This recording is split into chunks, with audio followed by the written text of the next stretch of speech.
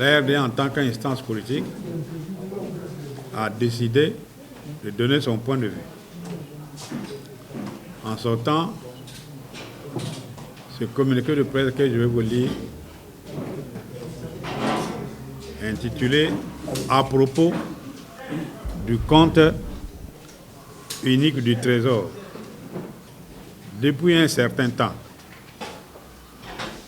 un conflit ouvert oppose le Premier ministre congolais, M. Anatole Collinet, au ministre des Finances, M. Jean-Baptiste Sondaï.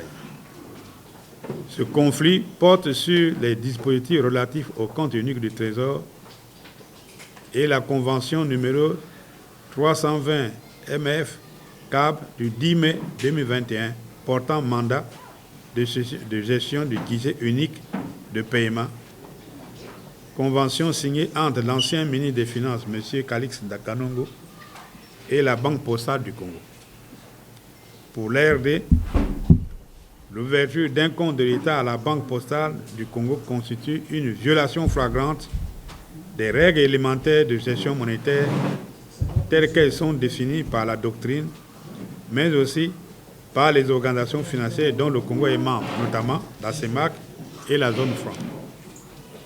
En effet, l'article 67 des directives de la CEMAC, référencé 0111-1990, CM 22 du 19 décembre 2011, relative aux lois de finances, dispose que, je cite, « Les ressources publiques sont toutes, quelle qu'en soit la nature et l'attributaire, encaissées et gérées par des comptables publics, nommés par le ministère chargé des Finances et placés sous son autorité.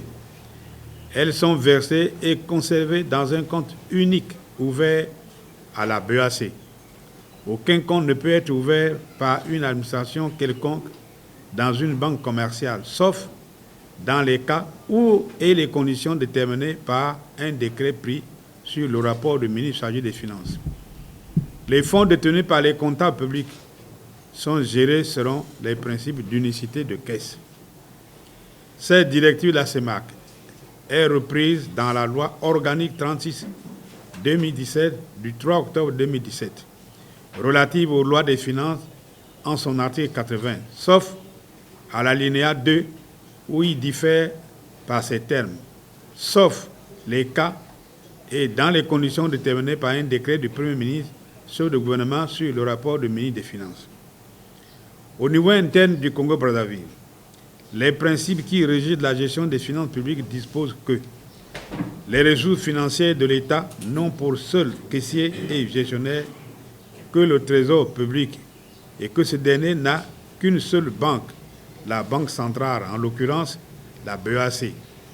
Et pour le cas qui nous occupe, dans le même esprit, l'ordonnateur principal du budget de l'État est le ministre des Finances et l'ordonnateur délégué, le directeur général du budget. Dans l'affaire du compte unique du Trésor, les règles d'habilitation sont lourdement violées, dans la mesure où le trésorier payeur général et ses collaborateurs ignorent tout du compte de l'État ouvert à la Banque postale du Congo, alors qu'ils sont les seuls responsables des mouvements de ce compte au crédit comme au débit.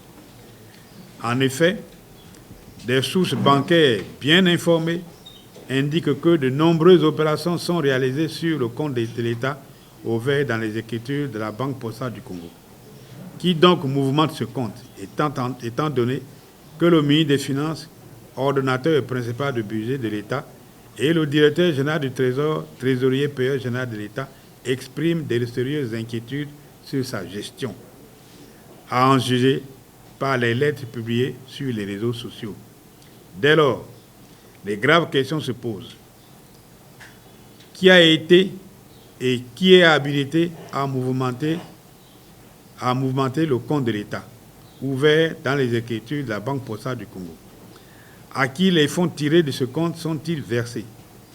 Pourquoi la Banque postale du Congo, qui connaît parfaitement les règles qui régissent le fonctionnement des comptes bancaires, a-t-elle laissé faire, au point d'engager sa responsabilité dans ce qui apparaît désormais comme des malversations financières organisées. Pour remettre à l'endroit ce que la Convention instituant les guichets uniques a mis à l'envers, il serait de bonne politique que le ministre des Finances, en collaboration avec le Trésor public, fasse faire par un cabinet de réputation internationale un audit du compte de l'État ouvert dans les écritures de la Banque postale du Congo, au fin de dénuder l'ampleur du désastre causé à l'État et de situer les responsabilités.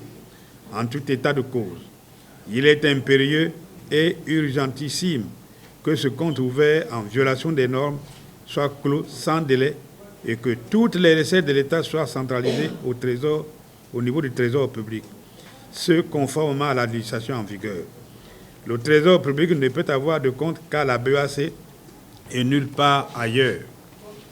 Nous l'avons dit et écrit 1001 fois, mais nous ne le répéterons jamais assez. Pour guérir un mal, il faut l'attaquer à sa racine. Aujourd'hui, le mal du Congo, c'est la malgouvernance à tous les échelons de l'État. À de vrais problèmes, il ne faut jamais apporter de fausses solutions. Pour garantir une collecte et une gestion transparente des ressources financières de l'État, il faut impérativement instaurer dans les faits, et non pas seulement en parole, une gouvernance rationnelle et transparence à tous les échelons de l'État en général, et tout particulièrement au niveau des régies financières, impôts, douanes et trésors. Dans sa dernière déclaration intitulée « Pour une transition non conflictuelle et apaisée », l'ARD a formulé à ce sujet 3 propositions cruciales. 1. Créer au niveau de la douane une brigade du renseignement douanier chargée de traquer la fraude fiscale. 2. Au niveau des impôts, mettre en place une vraie haute autorité de la transparence financière. 3. Au niveau du Trésor public, instituer un comité de surveillance de la transparence des transactions financières. En définitive, le compte de l'État à la Banque postale du Congo est illégal, tout comme l'est la convention qui l'institue en violation des dispositions monétaires de la CEMAC. Pour lutter efficacement contre les comportements déviants, il est impératif et urgent de mettre en place dans notre pays de vraies institutions de l'intégrité chargées de lutter réellement contre la délinquance financière qui gangrène actuellement l'État congolais.